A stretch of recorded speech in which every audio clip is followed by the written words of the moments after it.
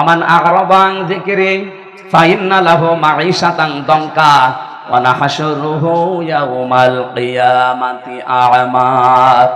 রব্বুল আলামিন বলেন, আমার বিধান থেকে কেউ যদি মুখ ফিরিয়ে নেয়, আমার ঘোষণা হচ্ছে তার জীবন আমি সংকীর্ণ করে দেই, তার আয় উন্নতিতে কোনো বরকত থাকে না। চর্ম চোখে দেখা যায় প্রতিদিন 5 লাখ উপায় হচ্ছে। এই যে এই মানুষটা মনে করেন প্রতিদিন 5 লাখ উপায় করছে, বাবা শাহজালাল, সব হালাল মনে করি।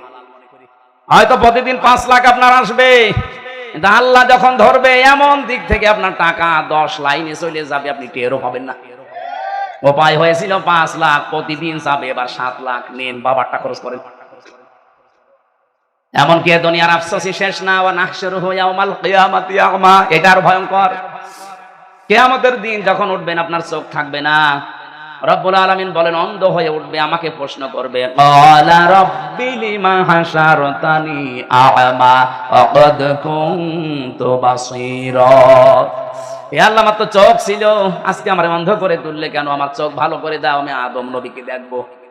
যেই বলবে অমুক জিনিস দেখবো, ধমক লাগাবে আল্লাহ। ক্বালা কাযালিকা আতাতকা আয়াতুনা ফানাসিতাহা ওয়া কাযালিকা লিয়াউমা তুনসা। আমার এই আয়াতগুলো আলেমেরা নবীরা এইভাবেই তোদেরকে শুনিয়েছিল। আমার বিধানের কথাগুলো শোনার পরে না শোনার ভান করেছিলি, বোঝার পরে না বোঝার ভান করেছিলি, যেভাবে ভুলে গিয়েছিলি। আমি আজকে এই কঠিন দিনে তোরে ভুলে গেলাম।